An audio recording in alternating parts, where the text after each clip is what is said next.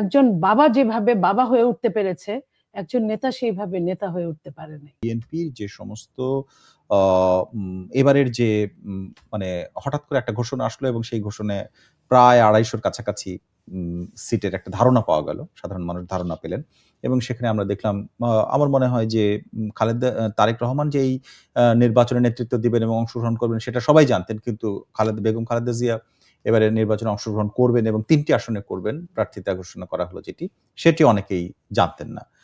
এই সাথে খালেদা জিয়া নারী প্রধানমন্ত্রী হিসেবে বাংলাদেশে অত্যন্ত গুরুত্বপূর্ণ এবং তিনি নারী নেতৃত্বের বিষয়ে আসেন। কিন্তু নারী নেতৃত্ব যারা তাদের ক্ষেত্রে আমরা যেমন আপনার বা অনেকেরই আমরা গুরুত্বপূর্ণ সারা বছরই গণমাধ্যমে দেখি, তাদের অনেকেরই এই প্রার্থিতার ক্ষেত্রে নেই।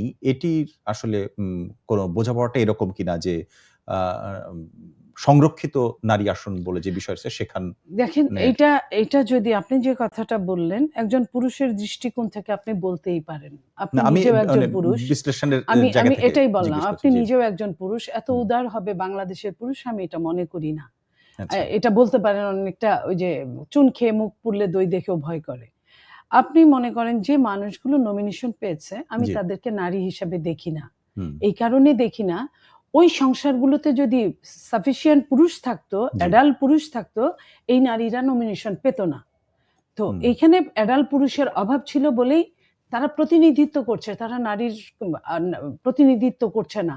এখানে কোটার উপরে কোটা, আপনি ৫% নারী কোটা আমরা এই সংস্কারের কাছে শুনতে পেরেছিলাম, সেটা একটা কোটা। তার উপর আরেকটা কোটা হচ্ছে আপনার যে মন্ত্রী মিনিস্টারের সন্তান অথবা ওয়াইফ, যেখানে পুরুষ নাই বা থাকলেও ছোট আছে।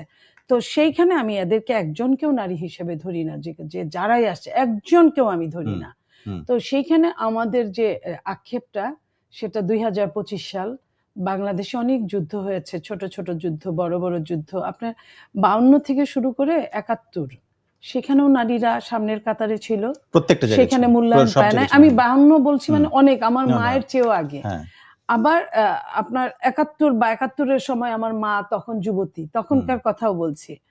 আবার তারপরে ৯০ বলেন, আমরা আরো এই যে এখন বলেন ২০২৪ নারীরা কিন্তু সামনের কাতারে হিউজ পরিমাণ ছিল, হিউজ।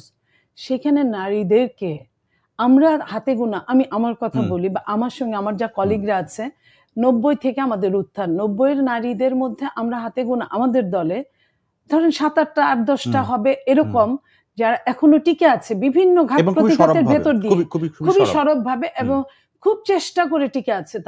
তাদেরকে কেউ অনুদান করে নাই, তাদেরকে কেউ দয়া করে নাই, দাক্ষিণ্য নেয় নাই, তাদের কারো কোনো গতি হয় নাই। হ্যাঁ, তো সেই জায়গায় আপনার এই গতিটা বলতে সে তার ন্যায্য হিস্সা থেকে বঞ্চিত হয়েছে। আমি আমার কথা বলি, ধরেন আমি এলাকায় কম গিয়েছি, একটা জাতীয় মানুষকে আপনার সমস্ত বাংলাদেশ আমাকে কম বেশি চেনে। আমরা মনে করেছিলাম বিএনপিতে যতটা স্মার্ট মেয়েরা রাজনীতি করেছে, বিএনপি হয়তো তাদের দিকে অন্যরকম ভাবে দৃষ্টি দেবে।